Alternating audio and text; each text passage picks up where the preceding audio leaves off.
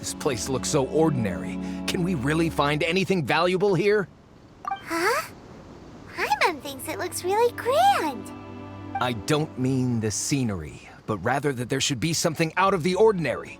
A big battle did just occur and all, and I don't even know where to begin looking here. Guyan Stone Forest is actually the perfect place to be, if you wish to learn about the gods or the history of the Archon War. Legend has it that Rex Lapis threw spears made of large rock into the sea here, piercing and crushing the Overlord of the Vortex. After many years of wind erosion, those stone spears have turned into the unique rock formations we see now. These mountains were the Lord of Geo's weapons? What we see now is just the part of them that remains. The stone spears hurled by Rex Lapis all those years ago were much greater, both in number and in size. But due to the different angles they landed at, their large centers of mass, erosion by seawater, and years of gravity, many of them have been completely swallowed by the sea. So besides wind erosion, the initial collapsing of the stone spears also played a big part in the formation of Guyan Stone Forest. Well, a god able to fight one so powerful as Rex Lapis was certainly very strong in its own right. Indeed. This is where the value lies in research at Guyan Stone Forest. Most of the objects from that time were lost to the sea. But the gigantic waves created by the Overlord of the Vortex have given those sunken objects a chance to see the light of day again. So you're saying that if we look carefully, we'll be able to get very, very rich. I mean, rich with archaeological knowledge and historical value, yes? That's all I seek in life. Well, since we brought so many people, I think it would be best to split up and look. Okay then. I will go with my friend here. Although I have a smattering of knowledge in various disciplines, when it comes to archaeology, I can't compete with the expert here. Huh? Me? What's the matter? This is your profession. Why are you so surprised? I get it. I'll escort him then. Okay. If we find anything valuable or rare, let's meet on the shore opposite from here. You call yourself a scholar of archaeology? You can't even recognize this or that. What are you good for? We all have our areas of expertise. I already tried very hard to explain. Oh, stop arguing! What in the world happened? This girl just keeps bragging about how she's an archaeologist, but she doesn't even know anything about the surrounding ruins. I even know more than her. She left me to rely solely on guessing, experience, to find anything valuable to take back. Ugh, what a waste of time. I've just been researching the God of Salt, so I'm not familiar with sea relics. Is that so strange? And you kept asking about how much Mora everything is worth. Can the value of relics only be measured in Mora? Isn't measuring their value in Mora the easiest way? This also matches the traditions of Liyue, does it not? Now, calm down. No need to make a fuss. We were able to bring back some intriguing objects. Let's have a look. Oh, what a shame. These objects were indeed washed ashore by the Overlord of the Vortex, but they have nothing to do with the god besides being in the vicinity at the time. The stone slab we found, however, has a mysterious pattern and faint aura of divine power. Perhaps it will be useful for research purposes. Quick, give it to me. At least we didn't come for nothing. The power of the gods, yes! This is good. Oh, but these other objects are certainly worth a little something, right? It should be enough to cover the cost of hiring you. It's all mine. So, it's only valuable for research if there are remnants of divine power on it? Not at all. My quest to uncover the history of the God of Salt is because history can tell us about culture and beliefs. But you're just trying to use archaeology to get rich. Nonsense! I'm a professional archaeology researcher from Snezhnaya. I swear, if I'm lying, may the Lord of Geo strike me down. Oh, by the way, you probably don't want to sell that teacup. Oh? Why's that? That's not an ancient teacup. It's part of Ningguang's collection. It must have fallen here along with the Jade Chamber. So unless you want to mess with the Qixing... Ah, I see. What a shame. It was of such high quality, too. See? You do want to sell these objects! But, so what? Why can't I pursue wealth both intellectual and material? Don't be so simple-minded. All right, then. No need to stay here any longer. I'm rather quite intrigued by the God of Salt, too, actually. Let's go to Sal Terace next. I heard that Sal Terace was once the home of the God of Salt's people. Therefore, there's sure to be loads of valuable relics nearby. According to legend, the people of the God of Salt, Havria, enjoyed prosperous lives under her protection. But this legend has been around for ages.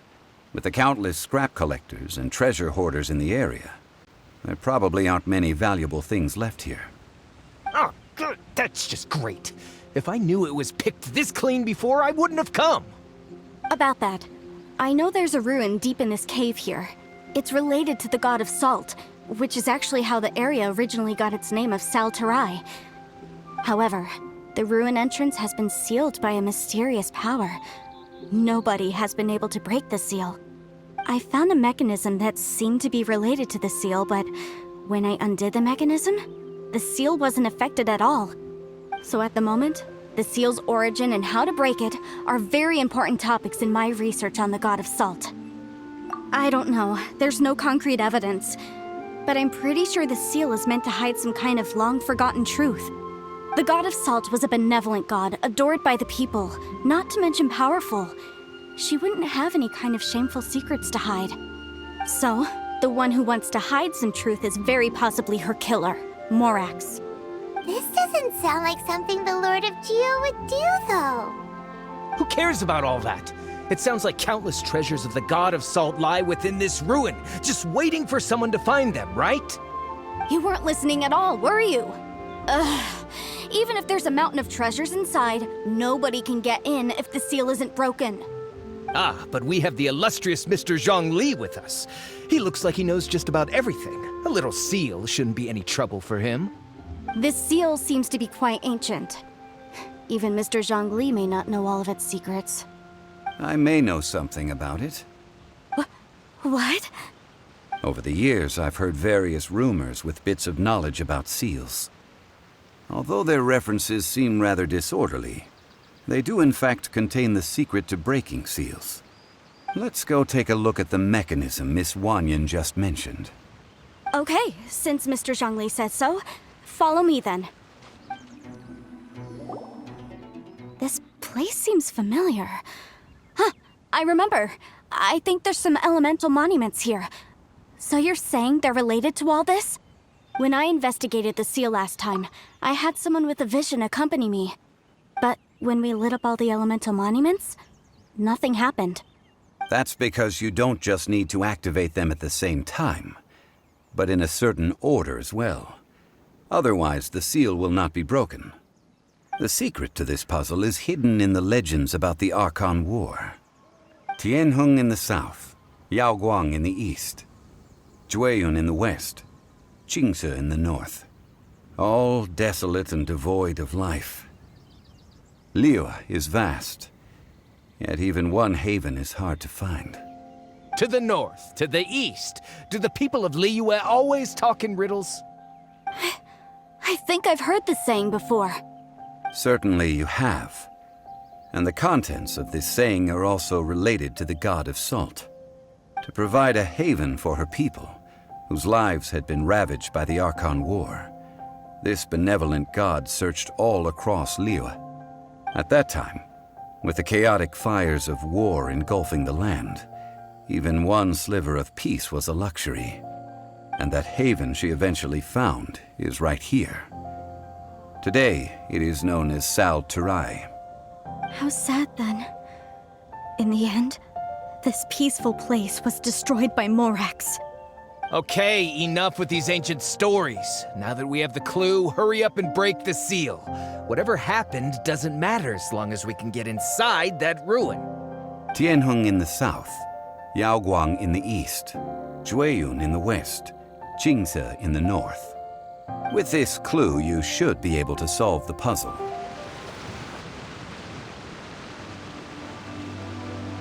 Before entering the ruin, I have a proposal that will help us prevent the kind of senseless arguing between you two that we saw at Guyanstone Forest. Okay. What is it? I propose you two agree upon a contract, stipulating that we alternate who gets claim to each treasure we encounter, with only one object permitted per claim. To show my sincerity, I won't be taking any treasure. This will just be between you all. Hey! Don't pass an opportunity like this up so easily! I don't agree. I mean, you want me to split the treasure with this amateur archaeologist? No, absolutely not. I don't agree either.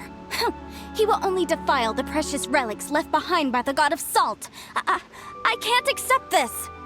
Well then, if the contract is not agreed upon, I will no longer serve as your consultant on this expedition. You will have to rely on your own experience to find whatever treasures are hidden in this ruin, as well as traps. You have the audacity to demand this. Okay then. Even half of the treasure in the long-sealed ruin of the God of Salt should be enough to make a fortune. If you want me to agree upon this contract, so be it. I just have one request, Mr. Zhongli. If we discover the truth behind the God of Salt, you must judge it fairly, even if the truth harms Morax's image. I can accept this arrangement. Well then, let's go.